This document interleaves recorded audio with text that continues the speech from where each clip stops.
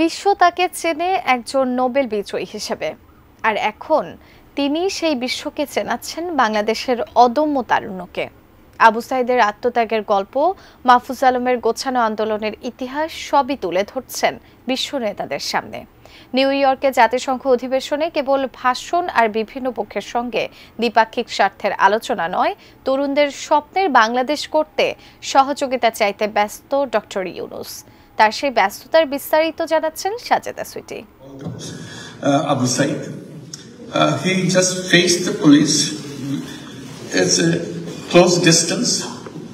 He should aiming the gun at him. He just stands there shooting.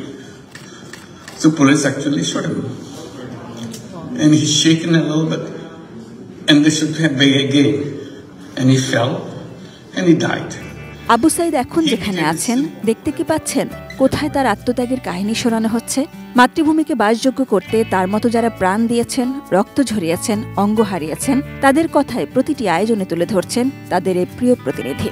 July আগস্টে বাংলাদেশের তরুণরা কিভাবে দেশটিকে স্বৈরাচার মুক্ত করেছে, সব জায়গায় সেটিই বলছেন doctor Yunus. He is known as to be the brain behind the whole revolution. So he denies it repeatedly. He said, not me, many others, but that's how he is recognized, that he's the brain behind the whole thing. It's amazing, meticulously designed thing. It's not just suddenly came, it's not like that. Very well designed. Even the leadership pattern, people don't know who the leaders. গণ অভ্যুত্থানের সময় এবং তারপরে ঢাকার দেয়ালে দেয়ালে যত কথা, যত ছবির জন্ম হয়েছে তরুণদের তুলিতে, সেগুলো ছবি নিয়ে বই দ্য আর্ট অব ট্রায়াম্ফ তুলে দিয়েছেন বিশ্ব নেতাদের হাতে।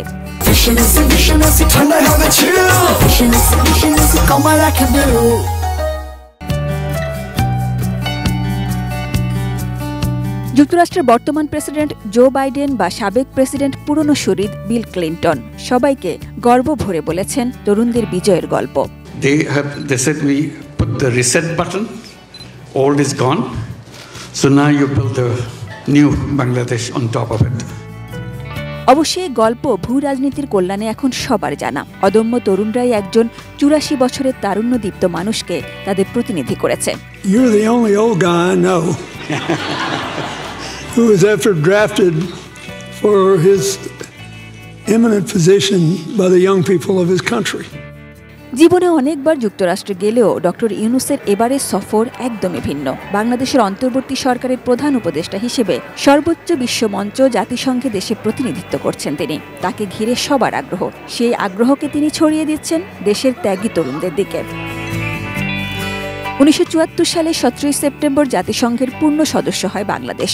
চলতি বছর তার সুবর্ণ জয়ন্তী। 27 সেপ্টেম্বর সাধারণ পরিষদে ভাষণ দেবেন গরিবের ব্যাংকার থেকে নতুন বাংলাদেশের কাণ্ডারি হয়ে ওঠা ডক্টর মোহাম্মদ ইউনূস। সেখানেও তারুণ্যে উদ্দীপ্ত নতুন বাংলাদেশকেই চেনাবেন তিনি। Creating the new version of Bangladesh. Let's wish them a success. Thank you very much.